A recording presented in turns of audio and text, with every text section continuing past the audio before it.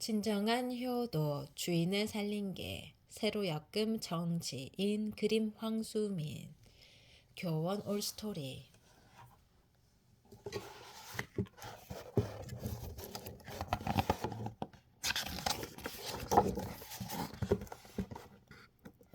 진정한 효도. 옛날 어느 마을에 한 젊은이가 나이 든 아버지를 모시고 살고 있었어요. 젊은이는 부자여서 아버지에게 귀한 음식을 자주 대접해 드렸지요. 하루는 젊은이가 살찐 암탉을 맛있게 요리해 드렸어요. 아이고 고마워라. 어디서 이렇게 통통한 암탉을 구해왔니? 아버지는 흐뭇한 얼굴로 아들에게 물었지요.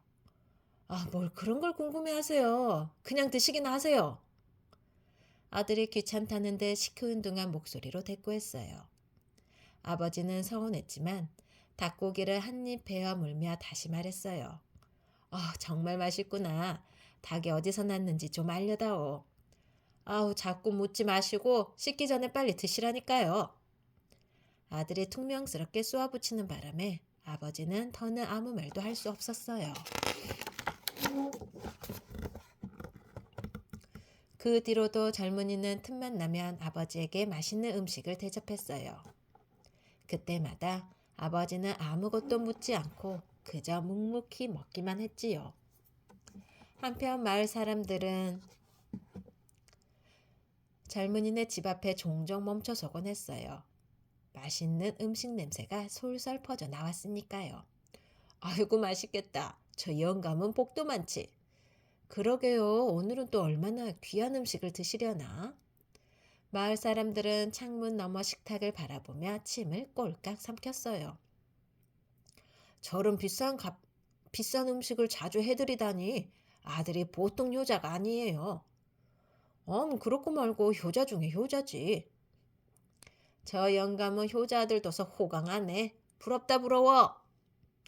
마을 사람들은 한결같이 젊은이를 칭찬했어요. 하지만 그럴 때마다 젊은이의 아버지는 씁쓸한 웃음만 지었지요.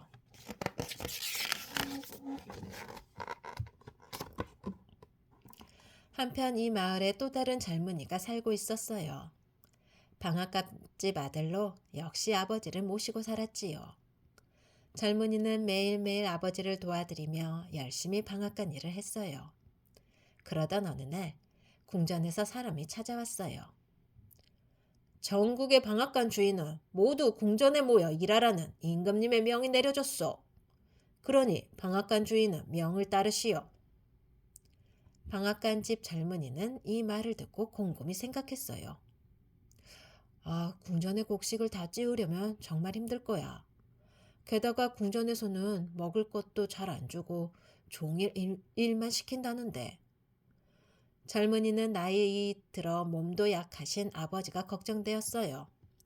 아버지, 궁전에는 제가 갈게요. 아들의 말에 아버지는 손을 내저었어요. 안 된다 얘야. 궁전 일이 얼마나 고된지 아니? 괜찮아요. 저는 이렇게 젊고 건강한걸요. 젊은이는 아버지가 말리는 것을 뒤로하고 짐을 꾸려 궁전으로 떠났어요.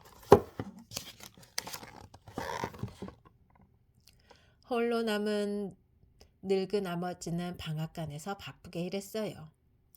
마침 가을거지가 한창일 때라 일이 많았지요. 아니, 일이 산더미인데 자네 아들은 왜 코빼기도 안 비치나? 밀을 찌우러 온 마을 노인이 딱하다는 듯 물었어요. 우리 아들은 나 대신 궁전에 일하러 갔네. 자네 대신 궁전에 갔다고? 저런 괘씸한 녀석. 아니야, 궁전 일이 힘들어서 나 대신 간 거라니까. 아버지가 이유를 말했지만 노인은 고개를 절레절레하며 찌찌거렸어요. 젊은이가 아버지 대신 궁전에 갔다는 소문은 온 마을에 금세 퍼졌어요. 아니 일이 저렇게 많은데 방앗간집 아들 궁전 구경 갔대요. 글쎄. 그것도 아버지 대신 간 거래요. 아버지는 뼈 빠지게 일하는데. 에이 불효자 같으니라고. 방앗간 앞을 지날 때면 너나 할 거 없이 수군댔어요.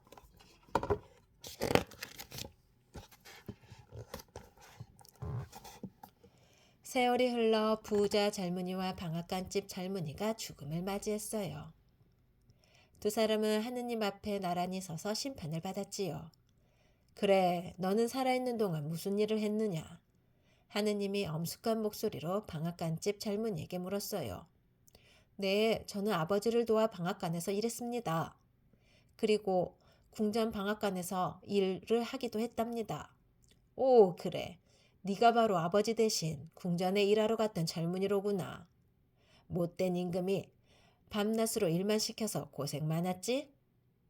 아닙니다. 제가 간 걸 천만다행으로 생각하고 열심히 일했습니다. 아버지가 가셨다면 분명 큰 병이 나셨을 테니까요. 하느님은 젊은이의 말에 고개를 끄덕이며 미소를 지었어요. 어허, 그래. 아버지를 위하는 네 마음이 가득하구나. 너야말로 진정한 효자다. 자, 너는 천국으로 가거라. 아버지를 진심으로 모셨던 젊은이는 그렇게 천국에 가게 되었답니다. 이번에는 하느님이 부자 젊은이에게 똑같이 물었어요. 그래, 너는 살아있는 동안 무슨 일을 했느냐? 그러자 부자 젊은이는 자신 있는 목소리로 대답했어요. 네, 저는 아버지께 귀한 음식을 자주 대접해드렸습니다. 그래. 그럼 아버지가 기뻐하였느냐? 그러셨겠죠. 저를 두고 온 마을에 효자라는 소문이 자자했거든요. 네가 효자라고? 너는 아버지 마음을 아프게 한 불효자다. 벼락같이 떨어진 하느님의 호통에 젊은이의 눈이 휘둥그레졌어요. 네? 제가 불효자라고요? 너는 아버지의 물음에 한 번도 제대로 대답하지 않고 쏘아붙이기만 했어. 부모님 말씀을 잘 듣고 정성껏 대답하는 것이 효의 기본이거늘. 징수성찬도 부모님을 공경하는 마음으로 대접해야 진정한 효도이니라. 결국 부자 젊은이는 하느님의 심판에 따라 지옥에 가게 되었어요. 진정한 효도란 재물이 아닌 마음으로 하는 것임을 몰랐기 때문이지요. 뒤늦게 깨달은 부자 젊은이는 후회했지만 이미 늦은 뒤였답니다.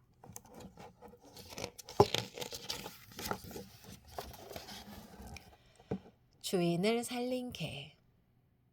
어느 마을에 한 가족이 개 한 마리를 기르며 살고 있었어요. 그 개는 오랫동안 가족과 함께 지내며 온갖 사랑을 듬뿍 받았지요. 특히 어린 아들에게는 둘도 없는 소중한 친구였어요. 우리 절대 떨어지지 말자. 밤에도 같이 자는 거야. 아들은 개를 침대 곁에 재울 만큼 늘 함께 했지요.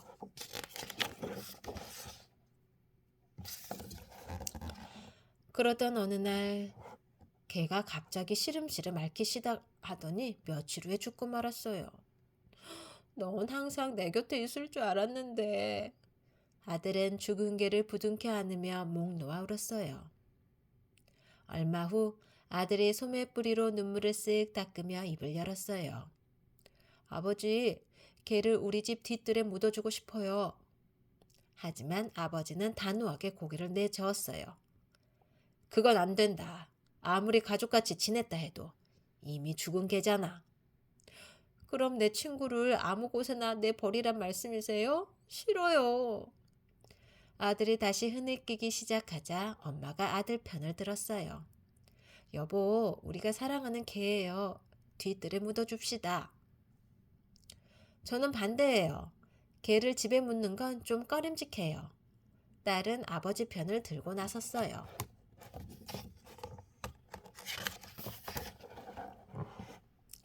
이 문제로 가족끼리 한참 옥신각신하다 결국 아버지가 말했어요. 현명하신 라삐님께 여쭤보도록 하자. 라삐를 찾아간 가족이 문제를 얘기하자 라삐는 한참 생각하더니 빙그레 웃었어요.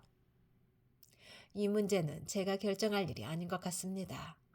대신 이야기를 하나 들려드릴 테니 판단은 여러분이 하십시오. 그러고는 다음과 같은 이야기를 들려주었어요. 오래전 어느 농가에 개 한 마리가 살고 있었지요. 농부네 가족은 같이 지낸 개를 한 식구처럼 아꼈어요. 특히 농부의 아들은 어릴 때부터 개와 함께 자랐기에 개에게 더욱 사랑을 쏟았지요. 이건 비밀인데 너한테만 얘기해 주는 거야. 종종 아들이 개에게 다가가 소곤거리며 개도기를 쫑긋 세우곤 했지요. 그러던 어느 날 농부의 가족이 모두 집을 비우게 되었어요. 혼자 남은 개는 집안을 쭉 둘러보고는 한가로이 기지개를 켜고 엎드렸어요. 그런데 바로 그때였어요. 씩, 씩. 뱀이 어디선가 나타나 우유통 쪽으로 기어가는 게 아니겠어요? 컹컹, 멍! 개가 사납게 짖으며 쫓아내려 했지만 소용없었어요. 뱀은 순식간에 스르르 우유통에 들어가 버렸지요. 잠시 후 통 속의 우유에 뱀의 독이 퍼지기 시작했어요. 얼마 뒤 농부의 가족이 집으로 돌아왔어요. 집 잘 보고 있었니? 혼자서 많이 심심했지? 농부는 개를 어루만지며 반가워했지만 개는 이상하게도 꼬리를 흔들지도 않고 폴짝거리지도 않았어요. 왜 그래? 무슨 일 있어? 아들이 이상히 여겨 물었지만 개는 우유통을 향해 짖기만 했어요. 아, 알겠다. 우유 마시고 싶구나. 나도 마침 목말랐는데 같이 먹자. 아들이 우유통 근처로 가자 개는 그 앞을 막고 더 거칠게 짖었어요. 멍! 멍! 멍! 가족들이 모두 놀라서 고개를 갸웃거렸어요. 아, 얘가 오늘 왜 이러지? 참 이상하네. 자, 착하지? 우유 좀 먹게 조금만 비켜줄래? 농부의 아내가 개를 밀어내고 우유를 컵에 따른 후 아들에게 주었어요. 그러자 개는 온 힘을 다해 더 무섭게 짖어댔어요. 이 녀석 왜 이렇게 시끄럽게 구는 거야? 평소와 다른 개의 행동에 농부가 짜증을 내며 말했지요. 아버지, 제가 이것만 마시고 데리고 가서 달래줄게요. 아들이 우유를 마시려고 컵을 입으로 가져가면서 말했어요. 그 순간 개가 껑충 뛰어올라 아들의 소매를 덥석 물었지요. 그 바람에 우유컵이 바닥에 떨어져 우유가 엎질러졌어요. 아, 너 왜 이래? 무슨 짓이야? 화가 난 아들이 얼굴을 찌푸렸어요. 개는 이에 아랑곳하지 않고 바닥에 쏟아진 우유를 핥았지요. 그러더니 이내 푹 쓰러져서 몸부림치며 괴로워하는 것이 아니겠어요? 뭐야? 너 어디 아픈 거야?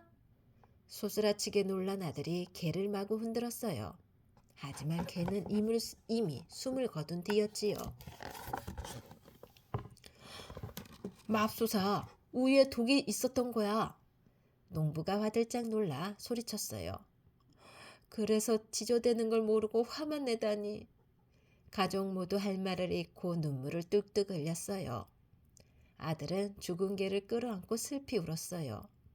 나 대신 죽은 거야. 나를 살리려고 자기 목숨을 버렸어. 어머니가 아들을 토닥이며 위로했어요. 목숨을 바쳐 우리 가족을 구했으니 분명 천국에 갈 거야. 네, 어머니, 개를 마당에 묻어주고 싶어요. 개가 농부의 가족을 구했다는 소문은 금세 온 마을에 퍼졌어요. 세상에 자기를 희생해서 주인 가족을 구하다니 저렇게 훌륭한 개가 또 있을까요? 모두들 개의 의로운 죽음에 대해 찬사를 아끼지 않았지요. 자, 제 이야기는 여기까지입니다. 이제 결정은 여러분 몫입니다. 라삐는 미소를 띠며 가족들을 돌려보냈어요. 그러자 아버지는 크게 깨달은 듯한 얼굴로 말했어요. 주인을 위하는 개의 마음이 가족을 위하는 사람의 마음과 크게 다르지 않네요.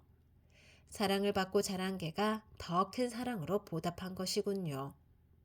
아버지의 말에 라삐도 덧붙였어요. 동물도 사랑을 느끼고 사람과 정을 나눈답니다. 이제 개를 잃은 우리 아이의 슬픔을 이해할 수 있게 되었어요. 아버지는 눈물이 그렁그렁한 아들을 바라보았어요. 얘야, 네 뜻대로 개를 뒤뜰에 묻어주자꾸나. 그러자 가족 모두 고개를 끄덕였어요. 집으로 돌아온 가족은 개를 뒤뜰에 고이 묻어주었답니다.